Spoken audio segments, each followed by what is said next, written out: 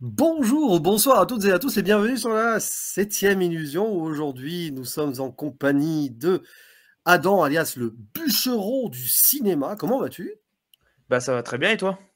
Oh, fort bien. Alors que c'est la tempête au moment où on enregistre ce petit exercice cinématographique, la tempête de l'Empire. Et nous avons aussi l'empereur Joe avec nous, parce que c'est un trio qu'on vous propose aujourd'hui. Comment vas-tu, Joe? Eh ben ça va génial, très heureux qu'on puisse enregistrer actuellement dans la fin du film. Oui, parce que c'est vrai qu'on est dans une. On n'en dit pas plus, mais il y a une forme d'apocalypse. Comme le dirait Fabrice Lucchini dans le film, l'apocalypse, l'apocalypse. Car oui, nous allons. Oui, c'est un début de podcast totalement du jamais vu sur la 7e illusion. On va parler de l'Empire. Mais en même temps, c'est un film tellement à part, tellement unique, un véritable ovni français sorti ce mercredi en salle, réalisé par Bruno Dumont, qui a une carrière assez riche. Récemment, il a fait France. Il a aussi fait la double série Quinquin et Coin-Coin, on y reviendra peut-être vite fait ici, La vie de Jésus, Flandre, Jeanne, Jeannette, enfin plein de films. Et là, il arrive avec un métrage de science-fiction, un petit peu décalé, en mode tragédie comico-dramatique sur l'humanité, sur des extraterrestres. Avec un casting très riche, puisque nous avons des connus, tels que Fabrice Lucchini, hein, j'ai un peu spoilé sa présence, Lina Coudry, Anna Maria Bartolomei qui a remplacé Adèle Haenel, on reviendra peut-être un moment sur ce petit moment polémique, et Camille Cotin qui elle a remplacé Virginie Efira. Et comme souvent avec Bruno Dumont, nous avons des acteurs inconnus qui débutent ici, comme Brandon Vieg, qui a un rôle important, Julien Magnier aussi, et le retour de deux acteurs amateurs, mais qu'on avait vus dans ces séries Coin-Coin et Quinquin, Bernard Pruvot et Philippe Jor qui jouent Van der Weyden et Carpentier, les gendarmes. Et alors, l'histoire sur le papier, elle est simple. Voilà, nous sommes sur Terre, plus précisément au nord de la France, la Côte d'Opale, hein, qui est un lieu privilégié du cinéma de Dumont, et débarquent sur la planète des aliens, d'un côté le bien, les 1, et d'un autre côté le mal, les 0, qui vont se faire à la guerre et essayer de s'emparer de l'humanité, le bien pour l'élever, le mal pour voilà, l'anéantir, la servir, quoi. Et au milieu de tout ça, nous avons des femmes et des hommes qui sont plus ou moins humains, ça dépend. Et il va se passer beaucoup de choses, peut-être un peu d'amour, peut-être un petit peu de compassion ou de haine envers l'humanité. Et on va voyager aussi dans l'espace avec des vaisseaux particuliers. Évidemment, il y aura une zone spoiler, c'est obligatoire ici parce que c'est assez vague comme cela. Mais d'abord, avis général et peut-être aussi le recentrer dans la filmographie de Dumont selon les films que nous avons vus. Joe, toi qui connais le plus du monde, nous trois peut-être, qu'as-tu pensé de ce film? Ben, étonnamment surpris par l'Empire bon, le talent foudroyant de Bruno Dumont ne me dérange absolument pas, ne me surprend pas, mais là où la communication du film tournait vers un pastiche de film de SF, on a ici un film conte métaphysique plus proche d'un Under the Skin que d'un Spaceballs qui nous était vendu, avec un discours puissant sur l'amour, sur la foi en soi et sur les instincts qui arrivent à rentrer en parfait écho avec ce qui avait été mis avant dans la partie dramatique de Dumont, de l'humanité, et toute la fantaisie qu'on avait pu voir dans Maloute. Ouais, c'est intéressant ce que tu dis sur Honor de Skin, on y reviendra sûrement. Mon cher bûcheron, est-ce que tu as préparé ta hache avant donc de donner ton avis? Et ben, en fait, de base, je suis pas fan de Bruno Dumont. Je reconnais toutes les qualités, évidemment, du cinéaste, notamment son travail sur la dichotomie, sur notamment aussi son humour très particulier. Et en fait, là, Bruno Dumont qui fait un film de science-fiction, ça peut paraître surprenant, mais en fait, vu la structure, narrative qu'il reprend, qui est très classique, hein, qu'on pourrait dire, lucassienne, hein, de George Lucas, hein, pour ceux qui n'auraient pas capté. Heu, non, bien sûr. Et bah, en fait, c'est tout à fait logique avec ces thématiques, sur l'être humain, sur, une espèce de nihilisme de l'être humain et surtout, en fait, de l'idée du mal et du bien. L'idée de la purgation du mal, vu que les uns doivent purger le mal. Dumont, on parle souvent d'ailleurs en interview de ça, de l'idée qu'en fait le cinéma doit purger le mal. Et c'est ça l'Empire. C'est-à-dire que là où sa dichotomie d'habitude, moi, me fait pas d'effet personnellement, là, elle fonctionne. Chez moi, elle a fonctionné parce que en reprenant une structure manichéenne, il arrive en insérer justement en fait l'élément qui est là où il a débuté son cinéma, c'est-à-dire le naturalisme. Et d'ailleurs, le film débute sur ça pendant 5-10 minutes. On a un quotidien vraiment naturel dans le nord, dans le nord de la France. C'est vraiment très particulier de la manière de commencer un film de science-fiction. Et après, il s'amuse à décortiquer tout ça. Rien que d'ailleurs, tu as dit, bah, il s'appelle les 0 et les 1. Les aliens, bah, vraiment, c'est un état binaire. Revenir à un état binaire. Ça, c'est vraiment très intéressant. Et du coup, il a injecté ça, il l'injecter dans notre monde naturel. Il y a quelque chose de presque de l'idée de la métaphysique, c'est-à-dire de placer l'idée en fait de quelque chose qui serait rationalisé le bien, le mal, les êtres, etc. Et même d'ailleurs, même religieux, parce que il y a notamment les 2 gros vaisseaux principaux rappellent quelque chose qui est très très familier dans Oui. l'histoire de France. Ah oui, oui, mais alors, la force du film, pour moi, finalement, c'est pas le meilleur du monde que j'ai vu.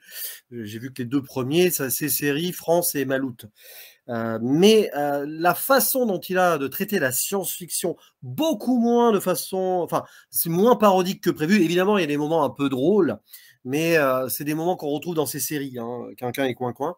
La façon dont il utilise la SF de façon très sérieuse, notamment sur le plan architectural, sur le plan spatial aussi, on y reviendra notamment dans la zone spoiler, je pense. Comme il utilise ça comme un vrai prétexte pour parler de l'humain et de l'humanité, ce qu'il fait depuis ses premiers films. Hein. Vous prenez La vie de Jésus et l'humanité, c'est le titre de son deuxième. C'est assez clair là-dessus. Et il arrive à faire une fusion extraordinaire pour proposer donc de la SF naturaliste, ce qui est très rare. C'est vrai que tu as très justement cité Under the Skin, hein, Joe, puisque c'est un peu ça aussi, c'est de la SF, mais c'est assez contemplatif, spirituel, métaphysique. On pourrait même aller, mais dans un autre genre, titiller vers le Stalker de Tarkovsky, même si ça, sur le papier, rien à voir, mais cette idée de bizarrerie un peu SF inexplicable, enfin, inexplicable si on veut, mais très centré sur l'humain et les émotions. Et après, ce qu'il arrive à faire, Dumont, c'est assez fort. Alors, le mal et le bien, binaire, tout ça, c'est vrai, mais c'est presque par-delà le bien et le mal. Hein. C'est pas du Nietzsche non plus, mais on sait que Dumont, quelque part, il adore la philosophie puisqu'il a débuté en tant que professeur de philo, et ça se sent. Et il garde son sujet intact. Par moment, ça part un peu dans tous les sens, bien sûr. Par moment, ça peut être malaisant, on y reviendra, parce qu'il y a quelques polémiques avant le tournage et même maintenant, là, certaines réactions qui forcément réfléchissent sur certains potentiels problèmes du film, mais on y reviendra, côté sexiste, voire raciste, mais c'est un peu plus compliqué, je pense. Et on arrive à quelque chose d'ultra abouti qui, selon moi, marie à peu près tous les genres. Et Dumont, c'est pas la première fois qu'il fait ça, mais c'est un cinéaste très pictural. Il adore la peinture. C'est presque un héritier de Maurice Pialat par moment. Maurice Pialat qui tournait parfois dans le Nord en plus. Il y a le côté théâtre de l'absurde avec ses habitants, avec ces 2 gendarmes là, qui servent à rien, mais qui sont là quand même en tant que témoins qui ne comprennent rien à ce qui se passe. Bien sûr, il y a la musique classique, ça on l'avait déjà dans l'humanité. Il y a l'architecture, il y a à peu près tout, la poésie, une forme de poésie aussi, et même une forme de tragédie shakespearienne avec cette histoire d'amour impossible à un moment. Alors évidemment, c'est difficile d'accès, c'est très radical. C'est un Dumont, bon déjà si on apprécie le cinéma de Dumont, c'est quelque chose, mais je pense, je me mets bêtement à la place de quelqu'un qui va découvrir le cinéma de Dumont là, il y a quand même 80% de chances que la personne reste à quai. Je ne sais pas ce que vous en pensez là-dessus. Est-ce que vous pensez que quelqu'un qui peut découvrir le cinéma de Dumont ainsi, sans vraiment comprendre, sans vraiment, enfin, tout en acceptant et en comprenant tout? Je ne sais pas ce que vous en pensez, Adam, peut-être? Bah, je pense qu'en fait, il faut surtout que le spectateur, s'il découvre Bruno Dumont avec ce film, qu'il se mette bien en tête que c'est pas un film de SF manichéen, justement. On n'est pas. En fait, il reprend la structure classique d'un Lucas ou peu importe, hein, on s'en fout. Hein, avec les sabres Dune, laser. on peut. Oui, avec les sabres laser. Ouais, voilà, il y a Dune aussi, hein, dont même s'il l'a pas cité en influence, mais le personnage de Fabrice Luchini, son L'empereur. costume rappelle le baron, voilà, rappelle le baron. Et même le fils. Harkonnen. le petit fils enfant, aussi. là, le Marga, ça pourrait être l'élu, hein, de toute façon. C'est ça, Oui, mais l'élu plus de la que ça. force, peu importe, quoi. Je vais rebondir sur ces deux points de vue parce que il est très intéressant de mettre ici tout ce qui est le Marga et ici l'écriture du Paul Atreides de Jodorowsky. Ah, il y a un côté Jodorowsky peut-être dans ce film. C'est-à-dire que, je ne sais Ouais. pas si vous avez vu le documentaire Jodorowsky's Dune, Oui, oui. Si, ouais. où il explique que dans son film, Paul Atreides est un enfant de moins de 12 ans qui se nourrit du mal et qui doit être, et dont la fin, je ne vous spoilerai pas, je vous spoil parce que le film ne s'est jamais fait. Et dès le début du documentaire, à la fin du Dune de Jodorowsky, Paul étant le Messie est tué pour expier les péchés de la terre. Ouais, mais c'est vrai qu'il y a un tout le côté... personnage. Exactement le cheminement du personnage du Marga ici. Ouais. Et plus qu'une question entre guillemets d'attente. Non, mais en fait, ce que tu dis est vrai sur le Marga. Bon, là, le Marga, c'est juste l'enfant, c'est ça, la promesse de son destin. Après, on en dira plus ce qui pourrait advenir de lui. Mais par contre, tu as mis le doigt sur quelque chose, le côté métaphysique un peu surréaliste. Oui, Jodorowsky n'est pas loin. Ouais. Il peut être absurde avec les deux policiers, Oui. Vandenheim et Carpentier. Pour moi, on n'est pas dans l'absurde, on est dans l'attente. Non, il y a une forme de théâtre de l'absurde. Après, une forme de théâtre de l'absurde, mais pareil, c'est deux hommes qui, séparés de l'humanité, car uniquement formés en binôme, alors que tous les autres habitants du village forment quasiment un groupe, soit les héros, soit les 1, soit les touristes. Eux deux restent tous les deux, assis tous les deux, ils attendent Godot. Mais de toute façon, c'est là où il y a les limites aussi du cinéma du monde. Après, on reviendra sur la question.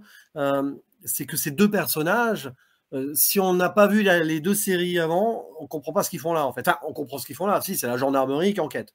Bon, la gendarmerie qui est complètement impuissante. Mais c'était déjà le cas dans les deux séries, donc ça revient comme un running gag là. Et ils sont complètement déphasés parce qu'ils l'étaient déjà par rapport... Si on part du principe que ce qui se passe dans Quinquin et Coin-Coin est canon dans cet univers, on comprend qu'ils sont complètement paumés.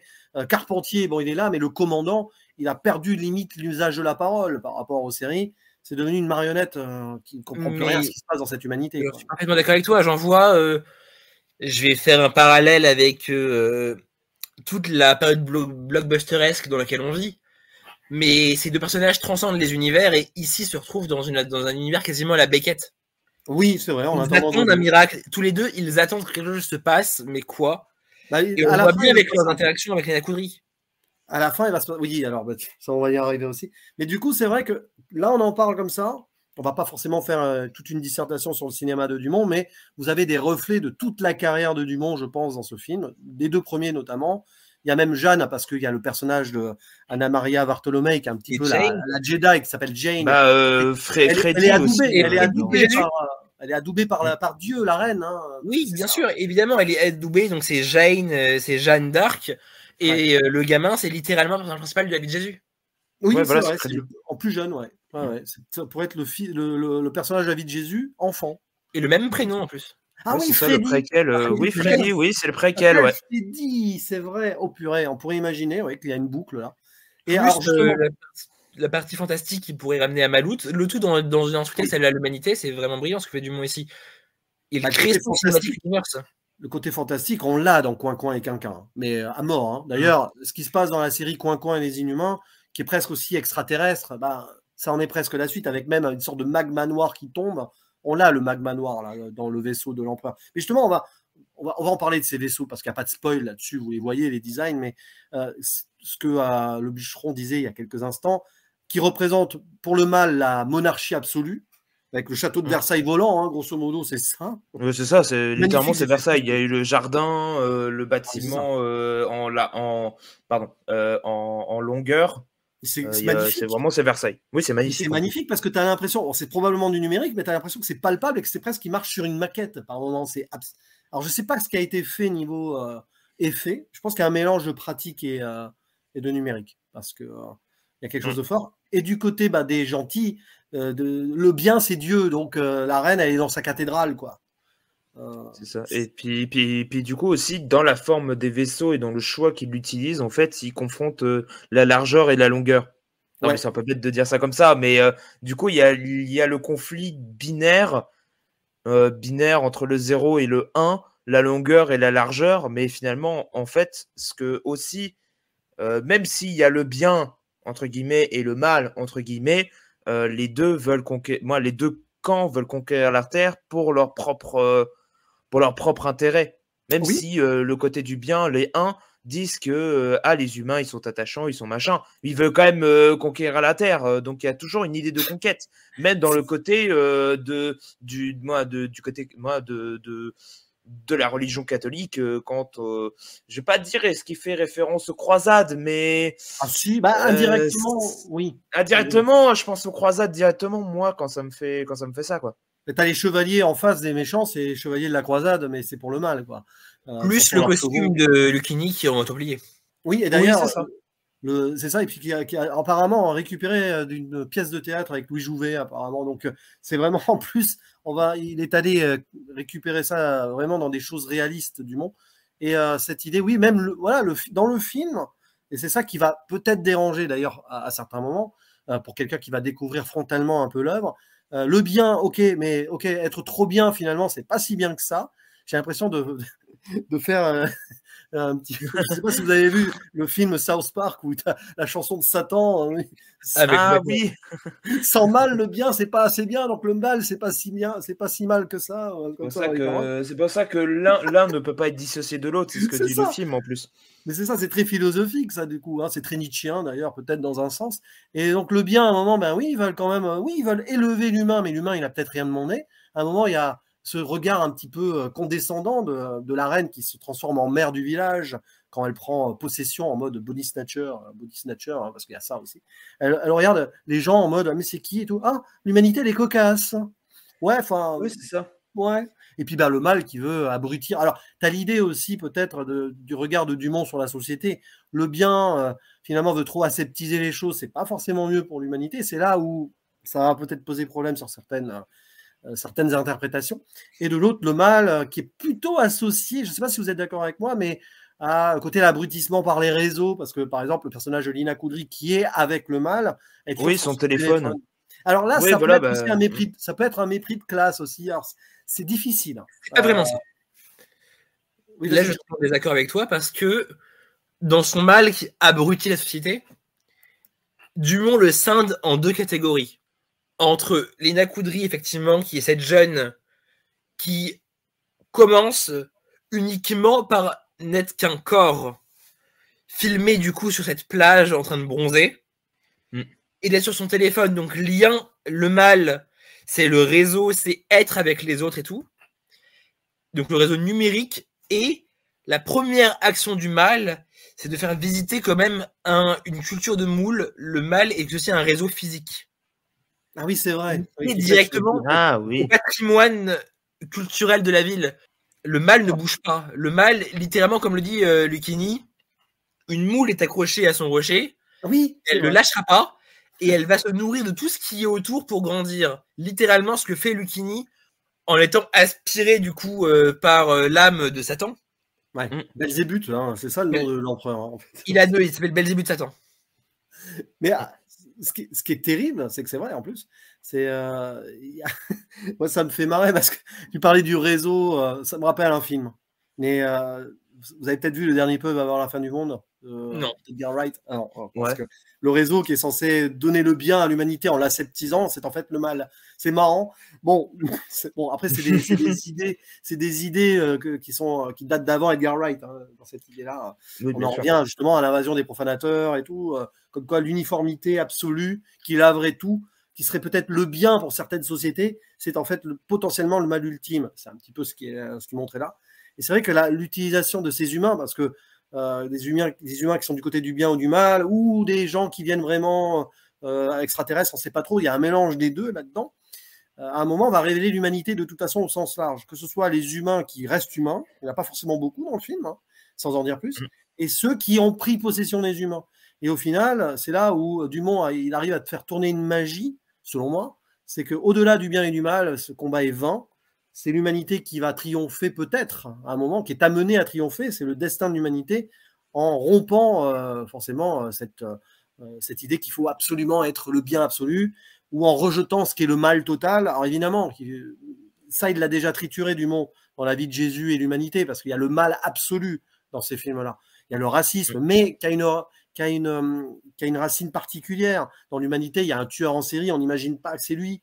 Le mal est partout, mais d'où vient le mal? C'est ça la question. Est-ce que le mal est dans l'être humain, ou est-ce que le mal, est-ce qu'il peut être combattu? Est-ce qu'il doit être tempéré? Il y a beaucoup de choses philosophiques là-dessus, et c'est en cela, déjà de base, que le film va déranger. On va arriver sur le côté dérangeant, parce que forcément, c'est pas forcément... Là, Dumont, il le dit, l'humain est faible. Oui, l'humain peut être le pire des salopards, peut être la meilleure personne, mais derrière, au final, quelles sont les idées? Quelles sont les ambitions?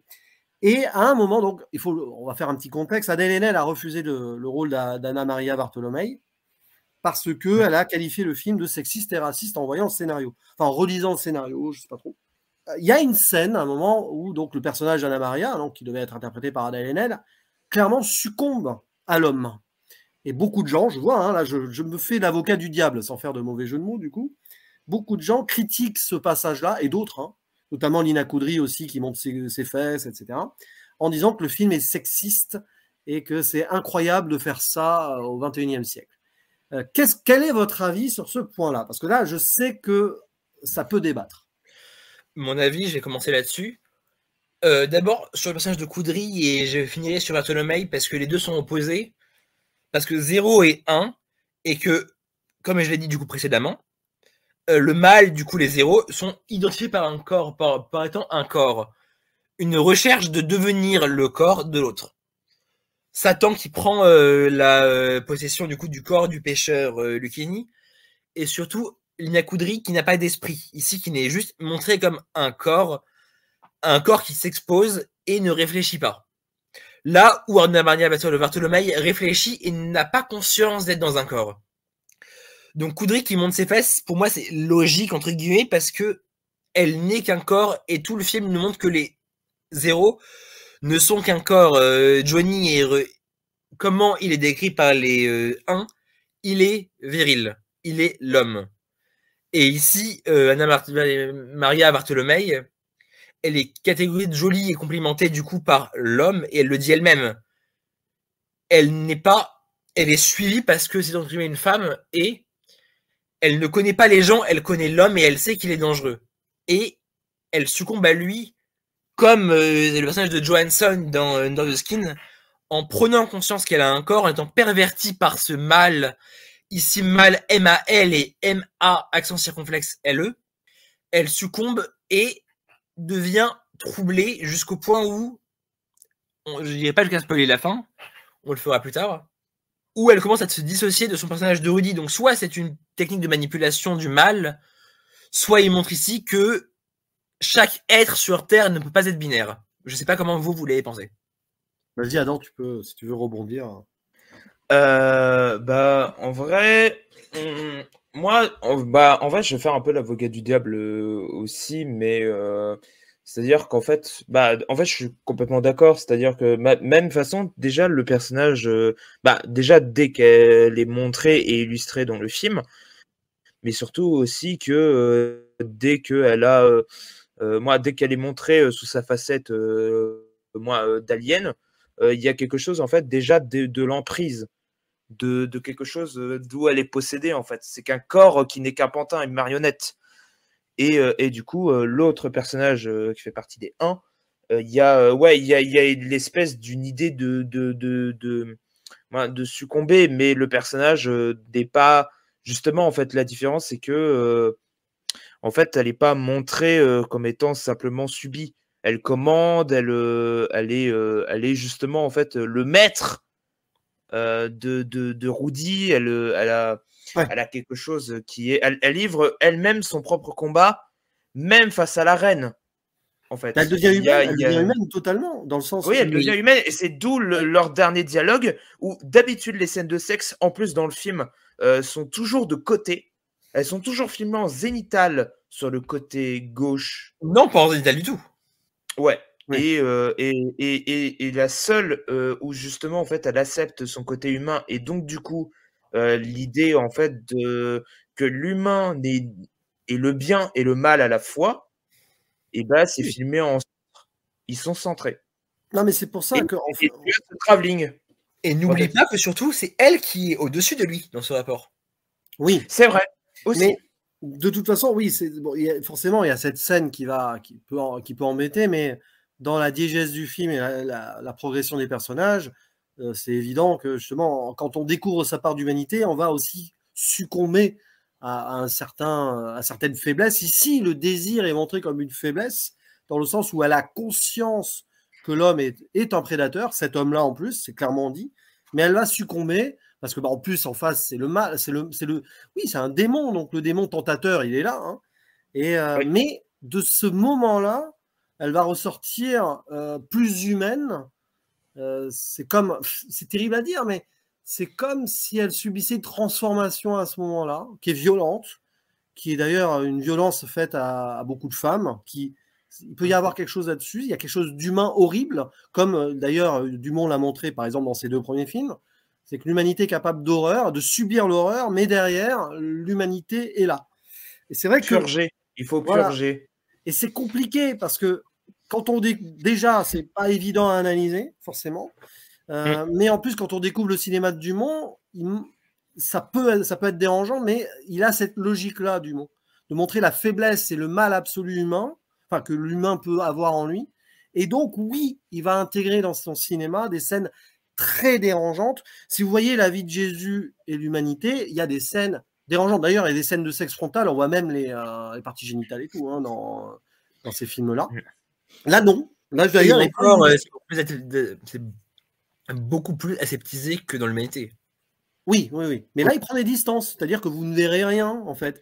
Et c'est intéressant parce que malgré le fait que ce soit malaisant et frontal dans, on va dire, la thématique et la violence psychologique, etc., surtout que ça n'a pas été évident pour Anna Maria Bartolomei de jouer cela. Hein. Elle le dit en interview, c'est quand même quelqu'un d'engagé et tout. Elle a fait l'événement avant avec Audrey Diwan, donc elle n'a pas fait n'importe quoi. Mais là, il y a une forme de pudeur quand même qui est montrée. Parce que, bon, après, et si on rentrait dans la zone... À moins que vous ayez autre chose à dire dans la zone non-spoiler. Oui. Oui, monsieur. Juste pour rebondir, en fait, sur 2 points. C'est que il prend du recul. Pourquoi? Parce que c'est pas des humains ici qui sont en train de copuler. C'est juste une découverte. Pas encore. C'est pas la encore. naissance, C'est juste une peut-être la découverte. naissance de l'humanité. Cet acte-là, c'est peut-être la naissance de l'humanité. Il y a presque un côté Adam et Ève aussi. Hein. Il y a plus qu'un côté Adam et Ève, c'est plutôt un Roméo et Juliette qui, ici, crée la paix. Aussi, ouais. Et c'est hyper intéressant ce que tu dis sur le personnage de Coudry, mais il faut pas oublier que Nina Coudry n'était pas castée originalement pour le film. Non, c'était la fille de Johnny Depp et Vanessa Paradis. Lily Rose Depp qui devait jouer ce rôle et qui est partie tourner The Idol plutôt. Ah, oui, bon, mais finalement. Et quand on parle de filmer le corps, oui, Lily Rose Depp ici, imaginez que c'était elle. Donc, est-ce que pour vous, il y aurait eu la même polémique que The Idol? Non, parce que les gens auraient su que c'était Dumont. Ah, c'est compliqué de toute façon. Puis là, sa réputation Dumont. Alors, en tout cas, avec ce film, c'est sûr que visiblement, pour des personnes qui découvrent son cinéma. Elle a déjà une image aussi sulfureuse aussi, Lily Rose Depp. Elle a quelque chose. Oui. Elle n'a pas la même image que Lina Coudry, en fait. Mais c'est vrai que c'est très étonnant.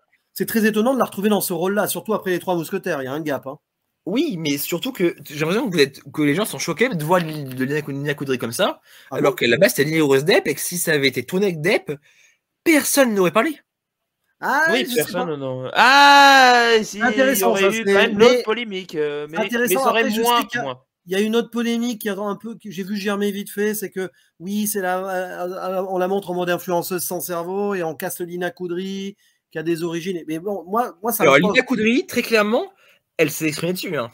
Non, mais moi ça me pose un problème que des gens la réduisent le personnage et l'actrice à ses origines déjà. Alors déjà non, et comme elle l'a dit elle-même, elle trouve littéralement que on ne doit pas être en tant qu'acteur lié à ses origines. Clairement. Voilà. Et puis là, c'est elle qui, quand elle se prend ce genre de critique, elle crie au racisme, elle.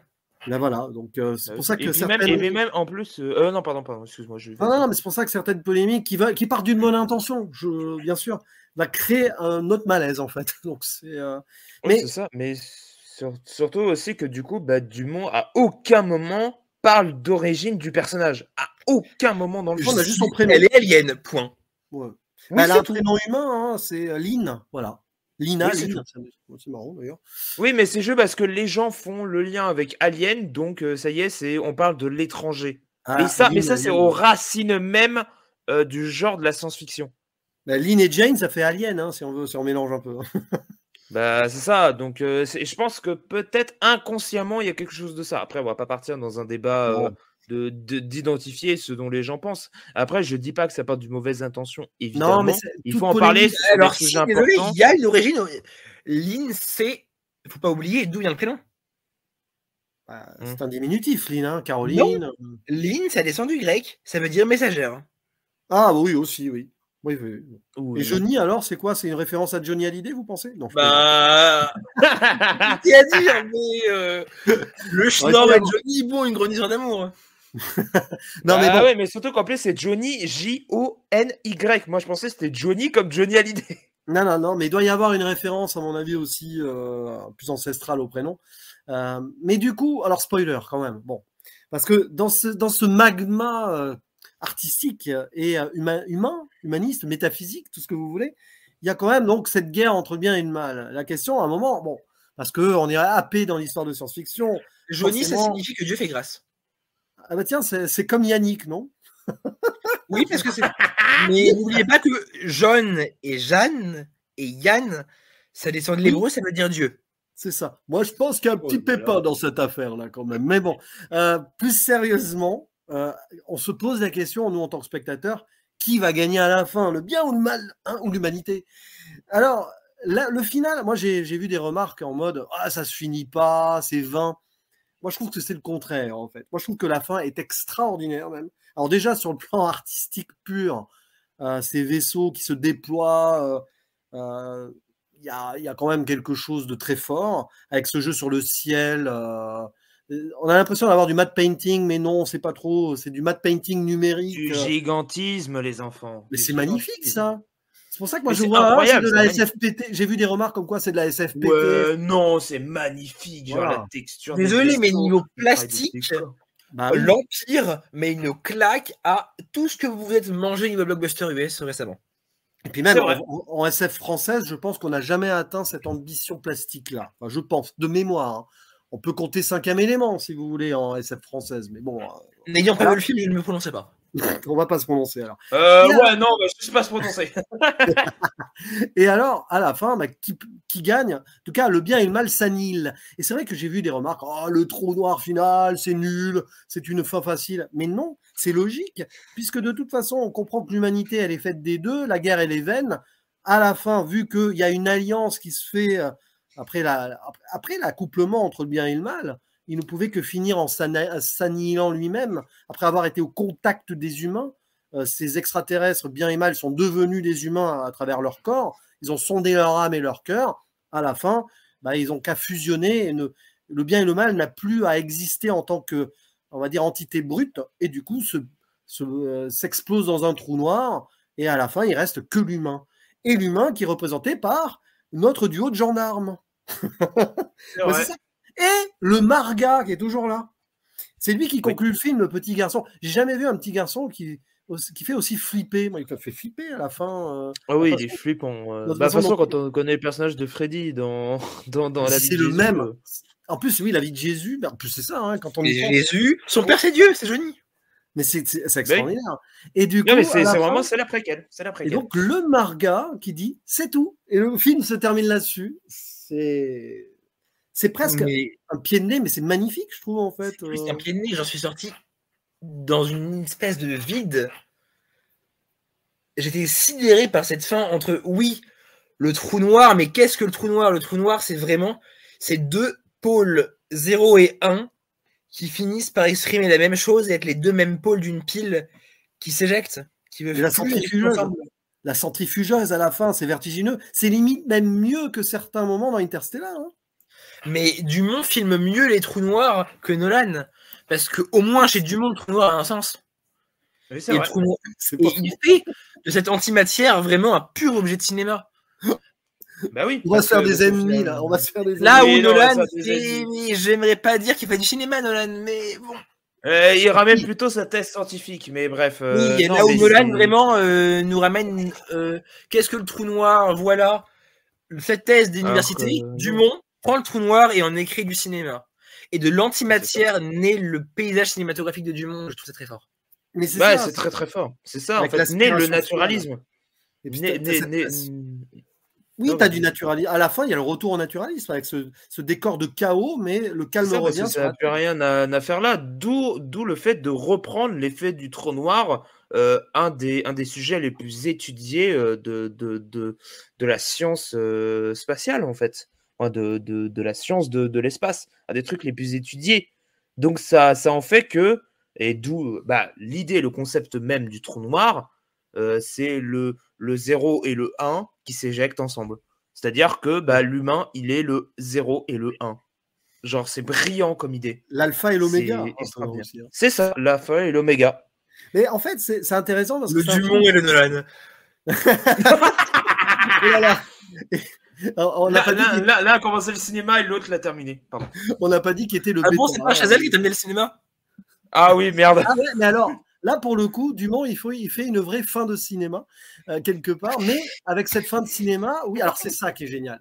Parce que j'avais pas pensé à ça, mais l'idée que le petit Marga, Freddy, soit le personnage de la vie de Jésus plus tard, c'est-à-dire que là, il met une fin à un cycle, et de ce cycle qui se termine, c'est la naissance de son cinéma avec son premier long métrage. Donc, il a bouclé une boucle. Alors, là, Dumont, s'il nous écoute, il va dire, mais vous surinterprétez, les gars, ou pas. Peut-être de l'inconscient, quand même, aussi, hein, quelque part. Mais moi, j'aime bien la fin, parce que, au-delà donc du petit garçon qui dit au revoir, qui dit que c'est fini, il y a quand même les deux gendarmes. Les deux gendarmes qui contemplent le chaos, qui n'ont rien compris. Au final, c'est ça, à la fin, c'est que il y a beau y avoir un bordel apocalypse absolu. D'ailleurs, aucun humain, à part les deux gendarmes, en sont témoins. Tu as l'impression qu'il n'y a plus personne sur la Terre à ce moment-là. Tu as l'impression que le temps se fige, c'est bizarre. Et à la fin, il reste plus rien. Si, il reste un peu, voilà, l'humain simple qui va vaquer à ses occupations, un petit peu. Et on en revient aux deux personnages les plus simplistes possibles du cinéma de Dumont, ces deux gendarmes. Voilà, Bah, il y a quelque chose en fait de naïf, d'où terminer du coup sur ces deux personnages de Petit Caquin et de Coin-Coin. Et aussi du coup l'enfant, bon, qui sera l'enfant terrible dans la vie de Jésus. Mais il y a quelque chose en fait de terminer sur l'enfantin. Donc en fait, à la fois il termine sur le naturalisme, mais il garde en fait une essence même du genre de la SF, quelque chose de naïf. Ouais, et puis le mal est potentiellement toujours là, malgré tout, de toute façon. C'est ça en fait. Donc en fait, je pense qu'en fait, il n'y a pas. Ouais, je dirais pas que Dumont ne dit pas de pas chercher où est-ce que le bien, où est-ce que le mal. Non, pas du tout. C'est-à-dire qu'en fait, il n'y a pas de réponse à donner là-dessus. Il n'y a pas de camp à choisir parce que l'un n'est rien sans l'autre. Et puis, de toute façon, c'est tout son cinéma là-dessus. Tout son cinéma traite de ça. Donc, tout son cinéma est centré sur l'humain, l'humanité et les sentiments. Hein. C'est ça. Donc, à la fin, il reste l'humain. L'humain dans toute sa simplicité et sa complexité. Parce que le paradoxe humain, il est là. C'est que nous sommes des êtres simples, hein, voilà, qui n'avons rien demandé. Et la contradiction, et la contradiction de terminer à la fois, du coup, ce sont des humains simples, des humains hein, tels que vous et moi, mais aussi, du coup, et le paradoxe qui est le Margot, ce gamin. Le Marga, ouais. Et ce qui est intéressant, c'est qu'en plus, on le sait, Carpentier et Van der Weyden, quand on a vu dans la série et tout, ça a beau être des gens un peu simples, un peu paumés, un brin incompétent, mais ils montrent aussi les dérives de l'humanité, parce que dans les séries, sans spoiler, parce que c'est pas du spoil, on les voit quand même en mode sexiste et raciste, hein. Plus d'une fois. Hein. Donc, quoi qu'il arrive, dans le cinéma de Dumont, vous n'aurez pas un être humain parfait. Hein. Non, c'est là où est l'humain, en fait. C'est ce qu'on disait, justement, d'où le lien avec Glazer, c'est que l'humain fait des choses mal parce qu'il est humain. Mais il suffit de voir l'humain est ni 0 ni 1, l'humain est ni noir ni blanc, l'humain est gris. Oui, il est gris, l'humain est gris. Comme chez Glazer, oui. Comme les deux cinéastes qui montrent l'humanité telle qu'elle est. Comme les petits extraterrestres. Hein. Les petits extraterrestres, on les appelait les petits gris à une époque, c'est amusant. Mais du coup, dans France, justement, il y a un énorme lien et parallèle à faire avec France, puisqu'on a le personnage de Léa Seydoux qui est un robot dans son média, etc. Elle ne ressent plus rien. Et à un moment, il va lui falloir un passage, un traumatisme absolu. Là, c'est pas comme un viol et tout, c'est la mort de gens qui lui sont proches, pour qu'enfin elle arrive à cette humanité et qu'elle s'ouvre à l'amour, elle s'ouvre au vrai amour, quoi, du coup. Voilà. Désolé, mais France, c'est pas la mort, c'est elle a renversé un cycliste. Oui, c'est ça. D'abord, elle renverse, voilà. elle découvre l'humanité, et après, il y a encore un traumatisme en plus qui. Et c'est vrai que là-dessus, elle découvre son humanité par 2 traumatismes, en fait. Bah là, c'est pareil. Le personnage de Jane, elle va découvrir l'humanité avec ce traumatisme où elle va céder à l'homme toxique qui est le démon. Donc, quand on y pense, cette scène, en fait, elle est pas si misogyne que ça. Mais elle est même, j'ai pas envie de dire féministe, mais proche du féminisme. Non, exagéré. Ah non, non, Dumont n'est pas à ce truc-là, justement. Non, en fait, il a toujours une conscience de gris. Elle est humaniste, hein, cette scène. Oui, c'est la fin, vraiment, c'est le traumatisme fait de toi un humain. C'est ça. Mais c'est terrible, hein, parce que ça veut dire qu'il faut souffrir pour être humain. Alors, voilà, c'est là où Dumont ne sera pas d'accord. Oui, là, voilà. Mais c'est compliqué. Évidemment que le film va cliver, mais à mort. Mais en même temps, quel film de Dumont qui n'a pas clivé déjà. Et deuxièmement, même si on n'aime pas Dumont, moi je suis pas un grand fan de Dumont, hein, voilà, j'ai déjà dit, mais en tout cas, je respecte en fait le travail déjà philosophique et surtout en fait le grand, moi pas savoir, mais en tout cas son analyse de l'être humain, qui est une des plus complexes du cinéma moderne. Ah oui, et qui a une forme de pessimisme aussi, mais nihiliste, ouais, c'est ça, c'est nihiliste, une forme de nihiliste. nihilisme. C'est-à-dire vraiment, c'est-à-dire en fait, normalement, ça termine sur le gamin, l'enfance. C'est vraiment l'un des pires gamins qui est dit sur l'humanité, hein, qui deviendra raciste dans la vie de Jésus. Genre, c'est un enfer, quoi. C'est terrible. Mais bon, pourtant, il a sa mémère à côté de lui. Hein. Moi, ça me fait marrer à chaque fois. C'est pour ça, oui, sa mémère qui est toute gentille, un peu innocente. C'est ça, en fait. D'où il y a le paradoxe. De toute façon, Dumont, il y a des paradoxes. C'est le paradoxe et le contraste, la dichotomie. Bon, bref, tout ce que vous voulez. Mais le personnage de Johnny qui est là, hyper sérieux avec l'empereur et tout, il dit « Oh, mais c'est bon, il est avec sa mémère. » C'est ça, puis son sourire, ce sourire. C'est d'ailleurs un truc dont on n'a pas parlé, ça peut être dans la zone spoiler aussi, parce que c'est un peu une surprise, mais tout l'univers autour de l'empereur, surtout parce que finalement, le vrai défaut peut-être du film, c'est que tout ce qui est autour de la reine, on n'a pas grand-chose à part des hologrammes. Mais alors, la cour de l'empereur, avec ses petites scénettes, avec des gens qui ont des cagoules, là, le côté bac joué en jazz. La danseuse là qu'on revoit plusieurs fois, d'où il filme ça, c'est l'arrière-train, quoi. Ça, c'est la Black Lodge. On est dans Black Lodge. Oui, c'est la Black Lodge. On est dans Twin Peaks, putain. Bah oui, on est dans fucking Twin Peaks.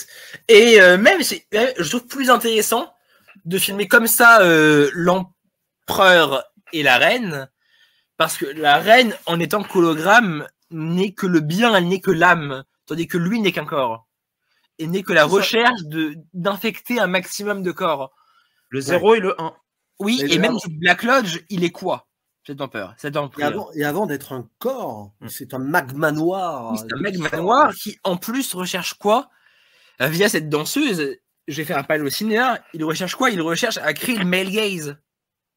Ah, oui, c'est ça. Il dit que elle, et te dit qu'il est plus une question de female gaze chez de vision de female gaze chez la reine, qui n'est qu'une âme et n'a littéralement pas de deuil et regarde le monde tel qu'il est dans un pur réalisme.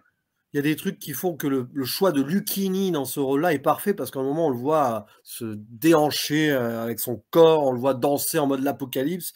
Il faut le côté déjanté, un peu parfois malsain dans son côté décalé. Lucchini, il y a des moments, ça lui va super bien, franchement.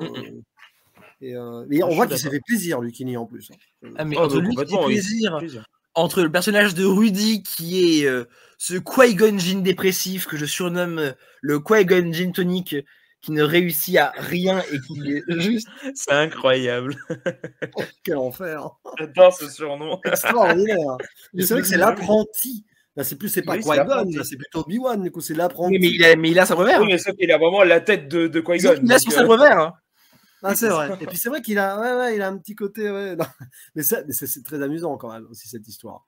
Avec la mère qui vient, vous faites des feux d'artifice en plein jour. Non, pas vraiment. Mais d'ailleurs, c'est marrant parce que, bon, enfin, on va finir là-dessus, mais on pourrait parler de ce film pendant des heures. Mais le personnage de Jane, c'est pas vraiment un princesse Leia. C'est entre Lara Croft et le personnage de Kill Bill, au moment aussi.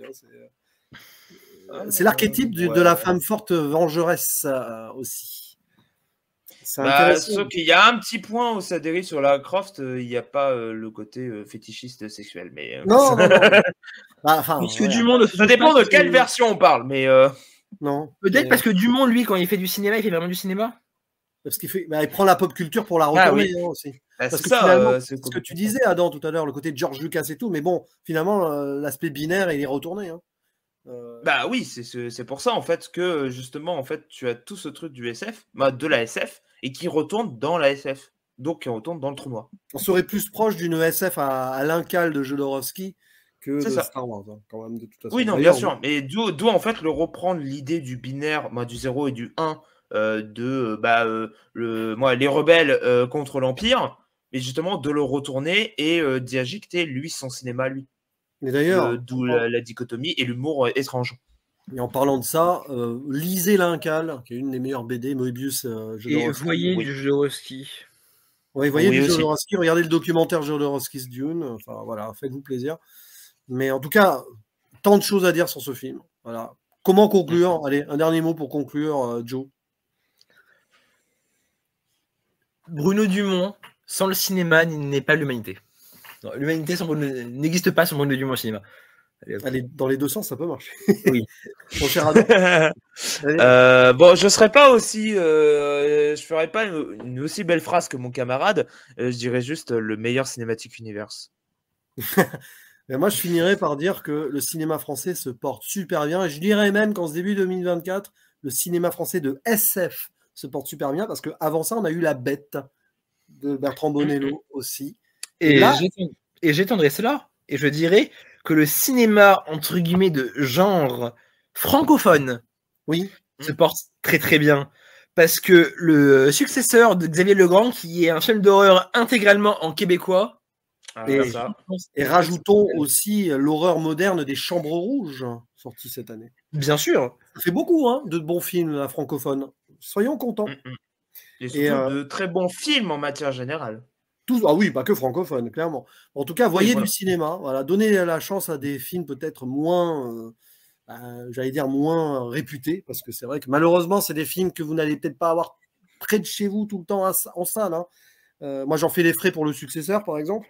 Donc voilà. Mais je sens que mes deux chers compères là préparent quelque chose sur le successeur. On n'en dit pas plus, peut-être. Oui. C'est possible. C'est possible, ouais. Possible que la semaine prochaine, entre deux Dune, il y ait du successeur. D'ailleurs, ça ira avec la thématique, qui est le successeur de Paul Atreides. Ou si vous avez lu le roman, vous le saurez. Mais ça, Eh c'est oui. une autre histoire. On va pas spoiler Le Dune, hein, successeur de- évidemment. c'est peut-être un film de Serebrennikov, on n'est pas sûr. Oh là Ah, oui, c'est vrai qu'il y a oula, Dune. oui. C'est vrai qu'il y a ça Et oui, aussi. et s'il sort, on aura très hâte d'en parler parce que de toute façon, on rappelle que La Femme de Tchaïkovski, c'était un des meilleurs films de 2023. Voilà. Oui, exactement, exactement. Bref, c'est tout Ouais. pour l'instant. Mais voyez l'Empire, n'hésitez pas à dire ce que vous en avez pensé, même si vous avez cordialement détesté. Allez-y, hein, exprimez-vous. On vous attend, il n'y a pas de problème. Mais on sera ravis de vous lire et de vous répondre en toute bienveillance. Hein. On ne va pas aller dans le binaire, hein, dans le mal, nous. On est gentils. Même si Oui. on peut écorner de temps en temps, hein, parce que nous sommes des humains, après tout. Et oui, justement, là est le paradoxe. Donc Bruno Dumont a raison. Allez, hop. Voilà, mais en tout cas, il n'y a plus que le mot de la fin à faire. Hein. Très très bientôt sur la 7e illusion. N'hésitez pas à suivre nos réseaux, Twitter, allez voir le site où tu as écrit, mon cher Adam, sur la bête, notamment on a parlé de la Oui. bête de Bonello. Voilà, tu as fait un article dessus. Spotify, promis, on va s'y remettre. On va s'y remettre. Voilà, Promis, ouais. on va un petit peu prendre en otage notre rédac chef pour ça. et d'autres surprises, évidemment, Instagram. Bref, la 7e illusion, c'est comme le cinéma, ça ne s'arrête jamais. À bientôt. À la prochaine, ciao. À la prochaine.